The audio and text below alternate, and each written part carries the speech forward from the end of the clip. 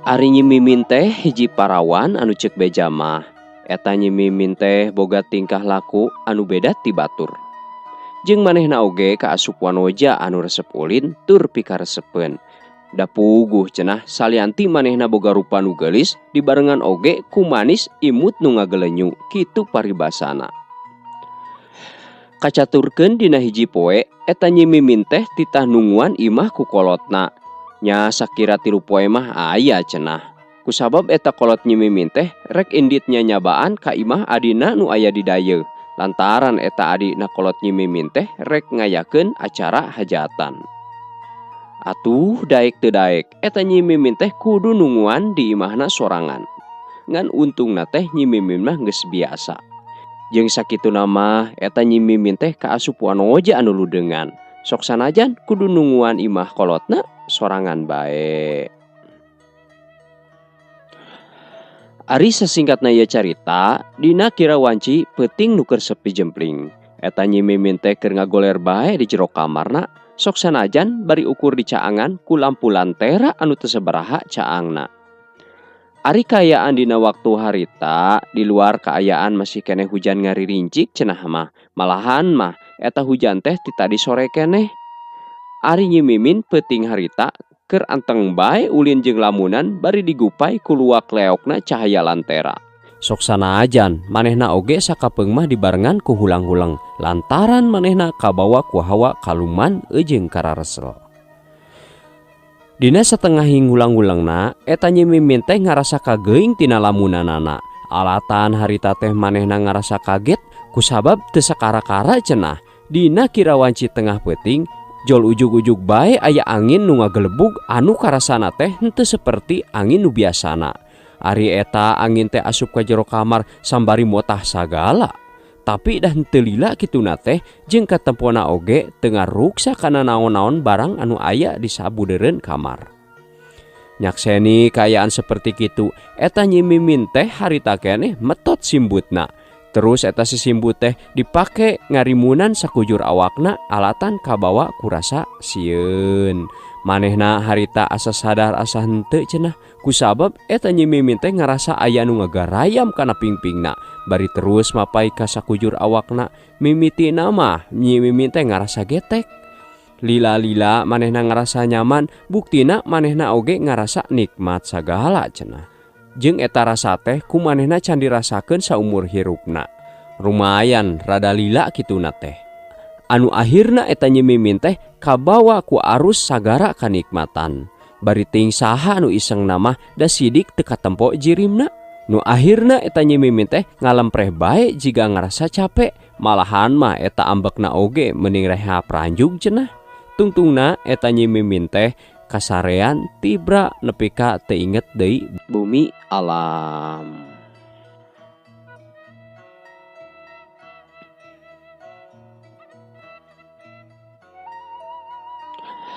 Sasingkatna ieu carita kira-kira wanci isuk. Di luar sora manuk geus cing rarecet, hayam jago oge geus cing kongkorongok. Malahan mah dangdaunan anu baseuh ku cai di waktu peuting sing aroyag geus katepak angin. Kembang-kembang cing garupay mapag mata poe nu nyumirat cahayana anu dek nyaangan dina poe harita. Ayeuna mah urang caturkeun deui kalalakon Nyai Mimin. Harita Nyai Mimin teh ngulisik hudang. Harita mah awakna teh meuni karasa nyareri. Kolesed manehna lalaunan turun tina eta ranjang barang rek ngalengkah karasa rada nyeri. Pas pisan di bagian kahurmatanana. Atuh Nyai Mimin oge kaget jol ngahulang sajongjongan mah. Nginget-nginget naon perkara anu geus karandapan tadi peuting. Ret manehna kana sepre, manehna nempo aya noda beureum, harita keneh manehna oge ngahulang deui bae. Nu akhirna manehna nyidik-nyidik kana eta noda beureum teh. Satuluyna eta Nyai Mimin teh diuk deui bari terus nginget-nginget kajadian aun anu karandapan sapanjang waktu harita. Ras manehna teh inget kana kajadian aneh anu basa di waktu peuting teh. Malahan mah sagala rupana masih keneh karasa.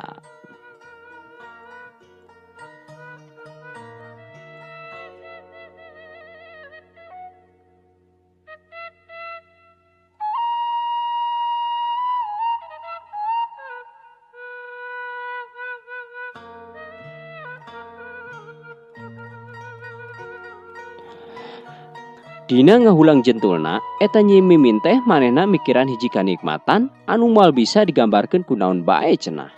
Beki ditu teh beki jauh bae eta lamunanana, kitu oge pipikiranana beki anggang ku malayang. Nu akhirna eta Nyi Mimin teh malah asa hayang ngarandapan deui kajadian anu siga waktu peuting harita. Satuluyna ieu carita, harita teh manehna jol cengkat bae tina diukna. Tuluy manehna ngaleos indit ka cai, niat rek indit mandi cenah. Nya harita keneh pakeanana hiji-hiji dibukaan. Barang muka anu terakhir nyaeta kaos sangsang teh eta Nyi Mimin teh manehna ngagebeg. Lantaran manehna oge mangih kareuwas kusabab cenah dina sabagian awakna pinuh ku tanda beureum anu rada geuneuk. Komo dina beheungna mah tapi da dirasa-rasa ku manehna asa teu ateuh. Tapi naha bet bareureum kieu. Kitu gerentesna eta hate Nyi Mimin dina waktu harita. Henteu loba pipikiran deui cenah baraya. Ujung-ujungna eta Nyi Mimin teh ngagebrus mandi seperti biasana. Sanggeus manehna rengse mandi, Nyi Mimin siap-siap dangdan rek indit ka sakola. Tapi acan oge rap manehna make baju, karasa deui aya nu ngarayap dina bagian kahurmatanana.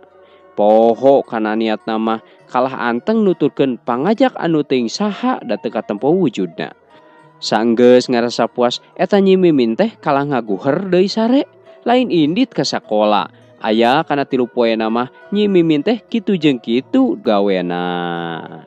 Imah geus teu kaurus sakola embung, malahan mah dahar oge jiga nu teu hayang. Dina waktu harita eta indung bapana daratang. Kasampak ari Nyi Mimin teh keur ngagegebra we sare tibra. Beungeut sepa, buuk acak-acakan, baju oge geus teu puguh urus ka tempona. Kitu kayaan Nyi Mimin dina waktu harita. Mimin, geura hudang yeuh. Nah, wayah kieu masih sare, beu sakola deui. Kitu ceuk indungna bari nguyah-nguyah awak Mimin. Kulisik atuh Nyi Mimin teh lilir, terus manehna nguniang cengkat bangun anu laleus pisan ka tempona. Atuh nempo kaayaan kitu indungna meuni ruas ka cida. Panyangkana teh meureun harita Mimin teh keur gering. Kunaon si laing teh Mimin? Eta beungeut bet sepa kitu. Maneh teh gering. Kitu pokna tumanya inungna sambari manehna teh nyabakan awak anakna. Henteu mak. Ngan cuman ieu teh rada lalieur duka kunaon. Tembal Mimin dina waktu harita. Cobaan atuh maneh teh nginum obat. Atawa mun erek hayu ka dokter jeung emak. Kitu eta pangajak indungna Mimin. Teu kedah mak, kege dahamang meureun. Syukur atuh mun kitu mah. Ieu mah bisi katutuluyan we. Nya sok we atuh ayeuna mah golerkeun deui. Kitu eta pagalontrenganana Mimin jeung indungna dina poe harita.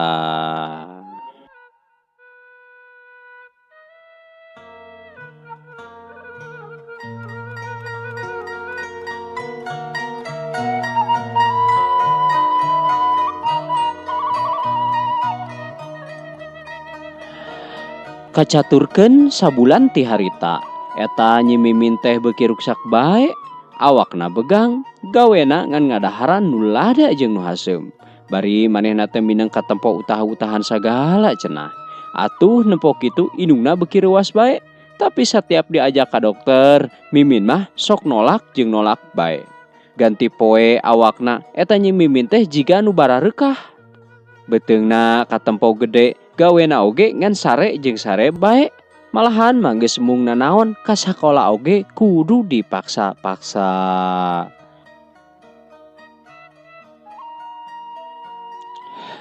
Ayeuna mah urang kocapkeun bae dina hiji peuting. Indungna Nyi Mimin nu katelahna BH teh harita keur diuk ngahuleng di tengah imah. Manehna bingung lantaran mikiran panyakit anakna anu matak teu kaharti. Jeung matak aneh mun dipikiranna oge.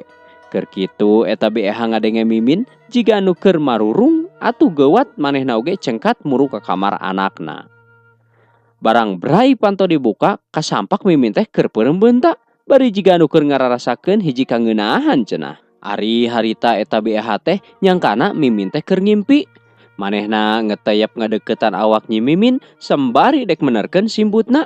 barang kop leungeun nyekel simbut jol ngacorelat aya hiji cahaya hejo keluar ti jero eta simbut anu dipake ku Nyi Mimin waktu harita. Eta cahaya teh cenah melesat keluar ningakeun rohangan lumpat keluarna teh ngaliwatan liang jendela. Atuh ngagebeg harita teh BEH reuwas. Tuluy eta simbut Nyi Mimin dibukakeun, barang bray dibukakeun harita katempo Nyi Mimin teh kaayaan teu make papakean. Jeung kumaha we katempona jiga anu geus ngalakukeun suka bunga. Harita keneh eta BEH atuh ngajerit lumpat muru ka salakina. Atuh mangkarya oge anu keur sare tibra manehna kuat ngorejat reuwas. Aya naon atuh maneh teh ha? Ngadon rariweuh wayah kieu, ngagandengan batur nyaho. Kitu pokna mangkarya bangun nu ambek. Saterusna ieu carita, harita keneh BEH oge ngalalakonkeun perkara naon anu katempo ku manehna dina waktu harita. Nya mangkarya ge atuh jadi bengong ngadengikeun kitu mah. Sambari manehna nuluykeun deui caritaanana. Teu bohong maneh teh ha? Ih ari bapana, nya keur naon kuring bohong. Atuh henteu lila deui eta maranehna teh nu duaan nyamperkeun muru ka kamar Nyi Mimin. Anu satuluyna BEH jeung mangkarya maranehna ngadonunguan Nyi Mimin tamat cenah nepi ka isuk. Malahan mah eueuh nu sare sakerejep oge. Sanggeus jajab ka wanci isuk, eta Nyi Mimin teh dihudangkeun ku indungna. Terus dititah ka cai, sanggeus rengsena balik ti cai, eta Nyi Mimin teh dititah sina siap-siap rek dibawa ka dokter. Sok sanajan keukeuh, eta Nyi Mimin teh mung oge nu akhirna manehna ge nurut ka nu jadi kolot. Da sieun cenah bisi kaserang ku panyakit tumor. Teu kacaturkeun kumaha di jalana, nu sidik mah ayeuna Nyi Mimin teh geus pahareup-hareup deui jeung dokter tea. Satuluyna manehna dipariksa ku eta dokter, malahan mah eta dokter ge bangun nu rada ngahuleng sajongjongan mah. Terus harita keneh eta dokter teh ngareret ka BEH, nu kabeneran BEH oge cenah milu ka jero ruang pamariksaan. Da manehna ge hayang yakin cenah mah boga panyakit naon budakna teh.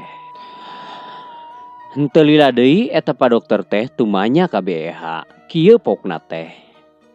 Punten ibu sateu acana ari tuang putra teh tos nikah teu acan? Teu acan Pak Dokter, malahan masih nyai masih sakola keneh. Kitu jawabna BEH semu gempeur. Oh, teu acan. Kieu nya ibu, kanggo ngayakinkeun naon wae panyawatna, mangga upami tiasa mah tuang putra teh piwarang kaluar heula. Atuh bili bade mulih nya, mulih heula ge teu sawios kitu. Tah hangkeun ibu mah pas sore ka dieu nyaliranya. Bari sakantenan nyanak cai ka hampanganana. Pikeun ngayakinkeun panyawat naon anu dirandapan ku si nyai teh. Tah kitu panginten ibu ayeuna mah. Nya harita keneh BEH ge ngaungekeun tandahing manehna satuju kana saran ti dokter tea. Nya nu akhirna eta BEH jeung Nyi Mimin teh ningakeun eta ruang pamariksaan.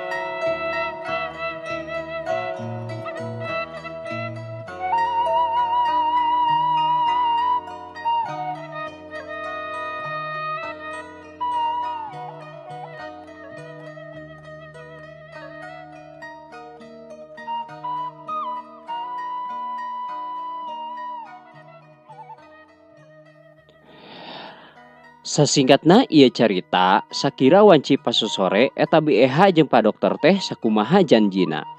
Harita urin nu dibawa ku BEH teh dipariksa ku hiji alat anu kawilang canggihna. Sanggeus beres ditalitina eta dokter balik deui ka ruangan pamariksaan. Bari mawa hasil positif urin Nyi Mimin tea. Hapunten ibu, salaresna mah tuang putra teh sanes teu damang biasa. Tapi rupina anjeunna teh salaresna mah nuju ka kandungan ieu teh. Malahan mah tos bade lebet ka 2 sasi. Kitu cenah hasil panelitian Pak Dokter teh nu katarima ku BEH waktu harita. Atuh harita keneh BEH oge cul ngagebeg lantaran manehna teu percaya jeung asa pisan cenah dibentar gelap tengah poe ereng-erengan. Teu lila tidinya awakna laleuleus asa teu aya pisan tangan pangawasa.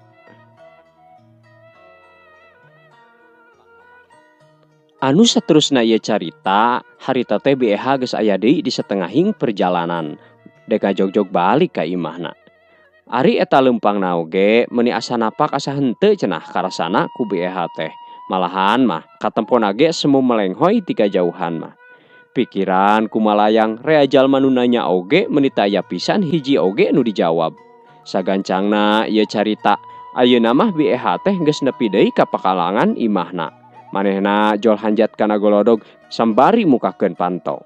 Sanggeus aya di jero imah, eta BEH jol meubeutkeun awakna kana kursi. Nempo kaayaan kitu, eta mangkarya anu keur ngagiling bako teh reuwas. Sambari manehna tumanya. "Yeuh, Eha, ai maneh kunaon? Kabiasaan maneh mah ari geus ngareurewas teh." Kitu pokna ceuk mangkarya waktu harita. Ari BEH nu ditanyana, manehna teu loba cumarita.